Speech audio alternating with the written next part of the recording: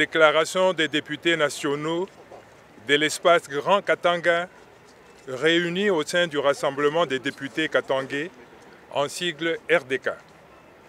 Nous, députés nationaux et représentants légitimes du peuple congolais en général, et plus particulièrement des populations vivant dans les 4 provinces issues du démembrement de l'ancienne province du Katanga, à savoir les provinces du Haut-Katanga, du Haut-Lomami, du Lualaba et du Tanganyika, suivons avec la plus grande attention et inquiétude l'effervescence et les agitations que suscitent les déclarations d'un compatriote sur ce qu'il appelle la congolité. La congolité, dans l'entendement de ce compatriote, s'exprimerait en termes de pourcentage de la nationalité. 100%, 50%, 25%, 12,5%, 6,5%. Et donc, selon lui, ne peut accéder à la fonction de président de la République que celui qui est né de père et de mère congolais, c'est-à-dire 100%. Idée surannée, stupide et rétrograde, car entraînant l'exclusion d'une partie de nos compatriotes congolais d'origine.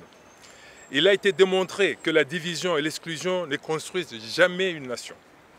Nous rappelons que dans un environnement démocratique, pour accéder à un mandat électif, le choix revient au peuple souverain. Le peuple congolais est mature après 60 ans d'indépendance et est libre de se choisir ses dirigeants. Le concept de la congolité est dangereux, car prédicteur des scènes de violence que rappellent les sombres moments de l'histoire de l'humanité, avec des idées saugrenues du nazisme, la pureté de la race aryenne, l'apartheid, l'ivoirité, le délit de faciès, avec comme conséquence probable des guerres civiles, des génocides et des épurations ethniques que le monde a connues. En effet, la Constitution de la République démocratique du Congo de 2006, telle que modifiée et complétée à ce jour, ainsi que la loi sur la nationalité de novembre 2004, règlent de manière satisfaisante les conditions d'accès aux fonctions politiques. Point n'est besoin de rappeler que ces textes précipités sont le fruit de compromis politiques contenus dans les accords de Lusaka et de Pretoria pour mettre fin à la guerre ayant impliqué plusieurs armées étrangères et dont les effets néfastes continuent à se faire sentir jusqu'à ce jour.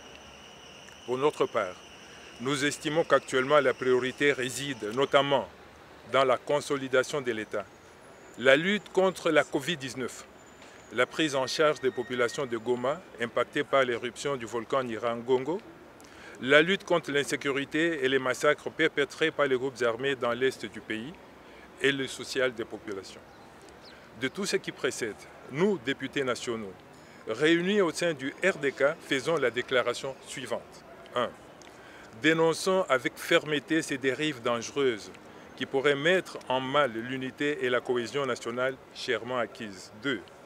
Mettons en garde toute personne véhiculant ces idées rétrogrades en République démocratique du Congo en général et dans le Grand Katanga en particulier, car elle sera tenue seule pour responsable des conséquences négatives pouvant survenir du fait que ces idées sont sciemment dirigées contre des cibles bien définies. 3.